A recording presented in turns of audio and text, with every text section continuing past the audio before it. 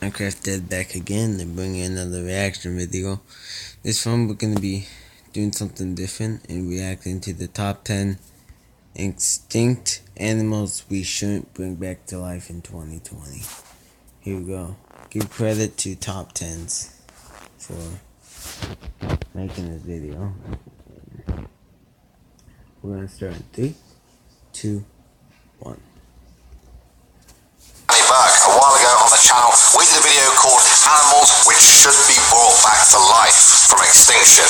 You guys seem to love it. We looked at some really cool ones, especially ones like mammoths and that kind of stuff. And I know a lot of you guys were asking for a part 2, but the truth is, there aren't that many animals out there that scientists are working on bringing back from extinction. So while scientists are working on that, I thought, why don't we take a quick look at animals that definitely should be left alone where they are, extinct. So let's get right into our top 10 extinct animals that shouldn't be brought to life. Starting off at number 10 now, we have the megalodon. Megalodon was the biggest shark that ever lived. They went extinct about 2.6 million years ago. Scientists think they could have grown to an insane 60 feet in length. That's about 3 times as long as the largest great white shark ever found. Here's how big they are. Before modern science identified them as a prehistoric species of shark, people used to think the megalodon teeth they'd found were actually dragon tongues. Others said they belonged to giant serpents, or even that they were rocks that had fallen from the moon. Just think how big and scary you'd have to be for people to think that your teeth belonged to dragons or outer space. It used to feed on prehistoric whales, and unlike modern sharks, which go for the soft underbelly of their prey, megalodon just went for the whole thing. They would bite down on the whale's chest with some 41,000 pounds of force, the strongest ever recorded, and simply crush the whale's chest cavity and organs. They didn't stand a chance, and unless you're an even bigger whale watching this video, you probably wouldn't either.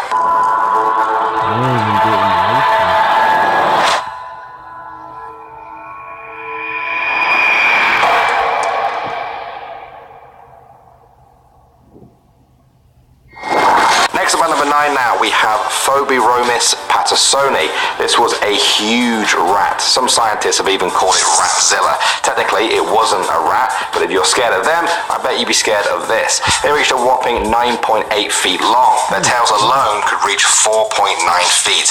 They had the weight to go with it too, often reaching over 1,500 pounds. Like most rodents, they had big incisor teeth. In the case of Ratzilla though, their incisor teeth were about a foot long. It's a good job they were herbivores and used those teeth for plant life. However, I don't think that knowledge would do much to calm people if they were suddenly seen running around the streets at night. Coming at number 8 now, we have the Titanoboa.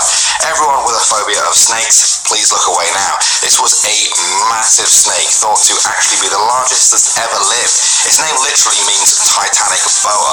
It lived around 60 million years ago. The largest individuals reached up to 42 feet in length and weighed over 2,500 pounds. That's well over a ton for a snake.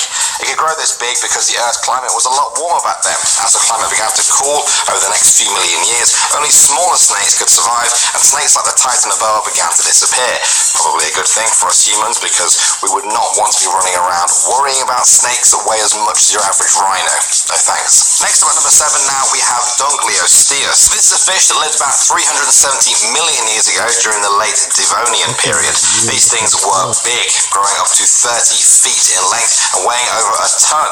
What's most scary about them is their bite. This fish could bite down on its prey with a force of some 6,000 newtons. That might not mean anything to you until I say that's almost about 4 times the bite strength of a polar bear. This fish could bite your arm clean off you, including the bone. Its jaws were so efficient they could hinge them open and snap them shut in a matter of milliseconds. If we were to bring this species back to life, people might worry about them more than sharks. At number 6 now, we have the megapiranha. Unlike a lot of scientific names on this list, the megapiranha has a kind of obvious one. It was a giant piranha fish that lived about 10 million years ago. They grew to around 3 feet long, and unlike modern piranhas, they had not 1 but 2 separate rows of teeth. Scientists aren't even sure how hard they could bite, but some estimates go as high as 4,749 newtons. If If that's the case, they would bite more than twice as hard as a hippo.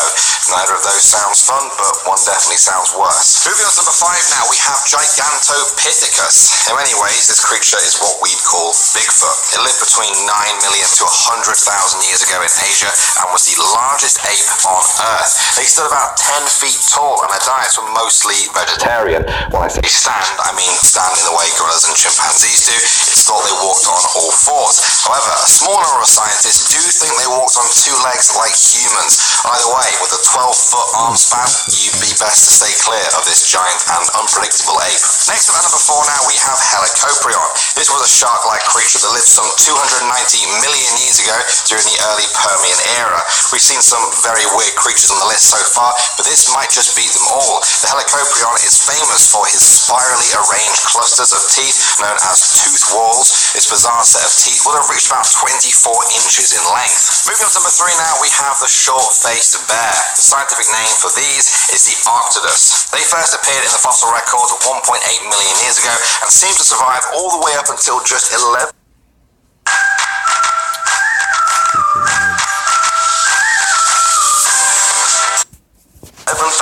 years ago, so a pretty close call for us modern humans. One specimen found weighed 2,110 pounds. They stood up to 12 feet tall on their hind legs, about twice the height of the average human male. Their vertical arm reach extended up to a further 14 feet.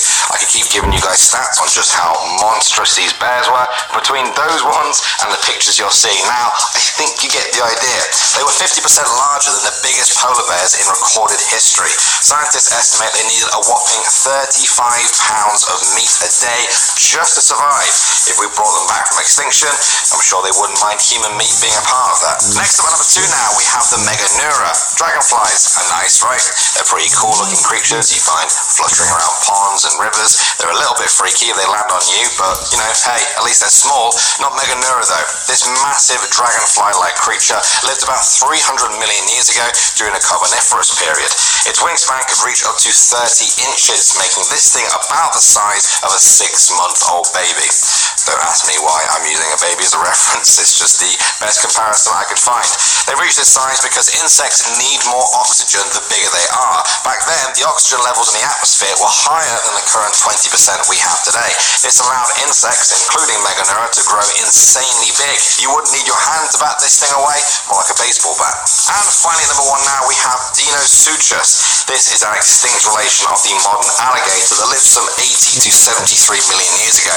That means it was alive at the same time as T-Rex. In fact, it's thought these two actually fought it out back then. They are thought to have been up to 33 feet in length and have weighed as much as 5 tons. It looks like the T-Rex might not have been much of a match for this oversized alligator. There have actually been T-Rex fossils found with massive Deinosuchus bites found in them. Perhaps they were just defending their territories from T-Rexes, or perhaps they saw them as food. Either way, they definitely were not scared of T-Rexes, and so they definitely wouldn't be scared of us. I get the feeling if we brought them back from extinction, that might be where we're heading next. I'm just kidding, of course. Humans would probably be fine. This whole video was just a fun thought experiment, and I hope you guys enjoyed it.